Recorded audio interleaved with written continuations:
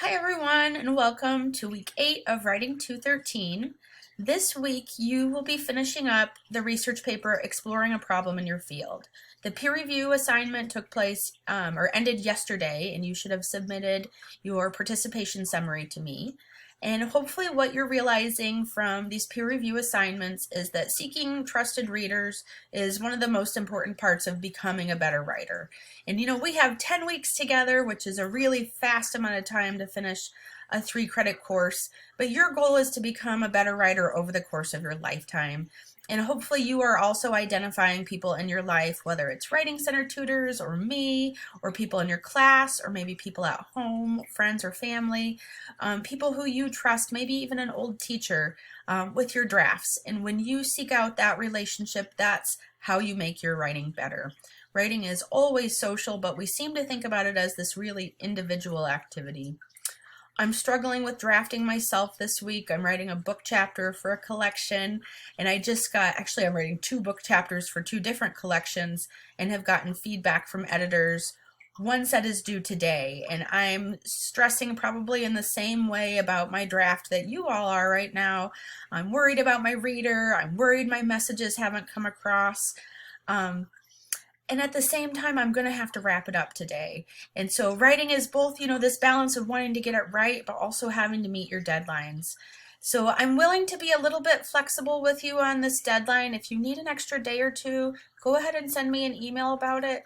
But at the same time, we can't get very far behind right now because we're in a fast summer course and you have 1 more project to go.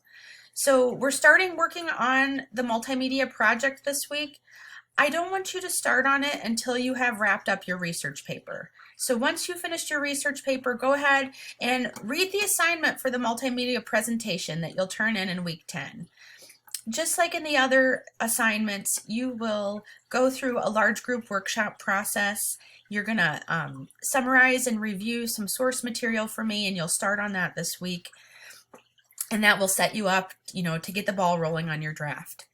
Next week, in week 9, we'll do the small group workshop. You'll submit another source summary and review. So if you find another really great source, have that ready for next week. You'll give me the statement of the problem and your purpose statement. And then in week 10, we'll do the peer review. You'll turn in your multimodal project. And then instead of any kind of final exam for this class, you'll write a reflection about yourself as a writer over the course of the summer. I've also provided some brief media for you this week. Really importantly is an updated media bias chart that does a good job showing us the bias in media, and I think makes a good claim, for why we prefer peer-reviewed source material in the sciences. And I've also included a fun article about the Merriam-Webster dictionary, and just showing that language is really dynamic. It's always changing. We're creating new words all the time, and that's exciting. I hope you're all doing well. If you're getting stressed, just check in with me sometime.